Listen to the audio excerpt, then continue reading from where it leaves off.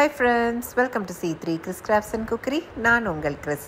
இன்னைக்கு நம்ம சேனல்ல வாழைப்பழ அடை எப்படி செய்யறதுன்னு தான் பார்க்க போறோம்.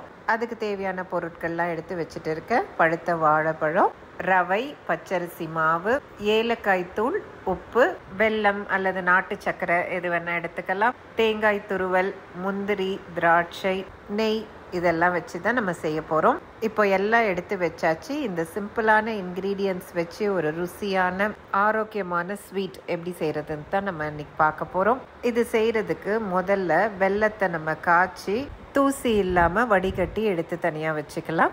100 கிராம் வெல்லத்தை 500 ml தண்ணி ஊற்றி நல்லா கொதிக்க விட்டுடலாம். கொதிக்கிற நேரத்தில் வாழைப்பழத்தை இந்த மாதிரி குட்டி குட்டியாக சாப் பண்ணி ரெடி பண்ணி எடுத்துக்கலாம். ரேண்டமாக சாப் பண்ணால் போதும், எப்படியும் நம்ம குக் பண்ணும் போது அது மேஷ் ஆயிரும். நான் 3 பெரிய சைஸ் பழுத்த வாழைப்பழமாக பார்த்து எடுத்து சாப் பண்ணி ரெடி பண்ணி வச்சுருக்கேன். இப்போ ஒரு அகலமான பேனில் 2 டேபிள் ஸ்பூன் நெய் சேர்த்து, நெய் உருகினதும் முந்திரி திராட்சை எல்லாம் நம்ம பொன்னிறமாக வறுத்து எடுக்க போகிறோம். முந்திரி திராட்சைக்கெல்லாம் அளவு கிடையாது, உங்களுக்கு விருப்பமாக இருந்தால் நீங்கள் நிறையா சேர்த்துக்கலாம், பிடிக்காதுன்னா கொஞ்சம் குறைச்சி சேர்த்துக்கோங்க. ஆனால் இந்த ரெசிபிக்கு முந்திரி கொஞ்சம் அதிகமாக சேர்த்தா தான் நல்ல டேஸ்ட்டாக இருக்கும். சரி, ஃபஸ்ட்டு முந்திரியை நெய்யில் வறுத்துட்டு முந்திரி லேசாக ப்ரௌன் ஆக ஆரம்பித்ததும் திராட்சையை சேர்த்து வறுத்துக்கலாம். ரெண்டும் கோல்டன் கலராக மாறணும், ரொம்ப தீஞ்சிடக்கூடாது. இப்போ வறுத்த முந்திரி திராட்சையை தனியாக எடுத்து வச்சுட்டு அதே பேனில் இன்னும் ஒரு டேபிள் ஸ்பூன் நெய் ஊற்றி, நெய் நல்லா உருகினதும் நம்ம குட்டி குட்டியாக சாப் பண்ணி வச்சுருக்க வாழைப்பழத்தை சேர்த்து நல்லா மிக்ஸ் பண்ணி விடலாம். கொஞ்ச நேரத்துலேயே இந்த வாழைப்பழம் நல்லா அந்த நெய்யோட பிளெண்ட் ஆயிரும். பிளெண்ட் ஆனதும் இந்த மாதிரி தான் இருக்கும், கொஞ்சம் தண்ணியாக இருக்கும். அந்த டைமில் 1 கப் வறுத்த ரவை, 1/4 கப் பச்சரிசி மாவு, அரை மூடி துருவின தேங்காய், இதை எல்லாத்தையுமே நம்ம ஒரே டைமில் ஆட் பண்ணிக்கலாம். கூடவே அரை டேபிள் ஸ்பூன் ஏலக்காய் தூள், டேஸ்ட்டை என்ஹான்ஸ் பண்ணி கொடுக்க கொஞ்சம் உப்பு சேர்த்து இப்போ எல்லாத்தையும் மிக்ஸ் பண்ணிடலாம்.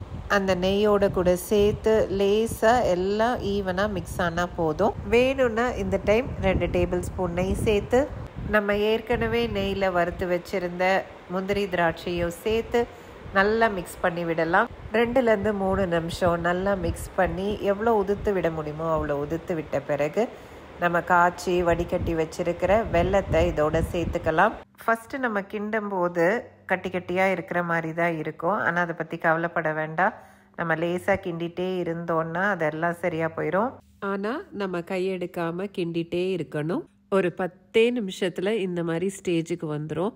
இதை நல்லா இன்னும் ஒரு 10 நிமிஷம் மிக்ஸ் பண்ணிட்டு இருந்தோன்னா அல்வா ஸ்டேஜுக்கு வந்துடும். இப்போ பாருங்கள், பேனில் இது ஒட்டலை. இந்த மாதிரி இருக்கும்போது அடுப்பை ஆஃப் பண்ணிடலாம். இதையே நம்ம வாழைப்பழ அல்வான்ட்டு அப்படியே சாப்பிடலாம். வாழை இலையை இந்த மாதிரி நெருப்பில் வாட்டி அதில் நம்ம பண்ணி வச்சுருக்கிறத ஸ்டஃப் பண்ணி இட்லி பாத்திரத்தில் அவிச்சு எடுத்தோன்னா நம்மளுடைய வாழைப்பழ அடை ரெடி.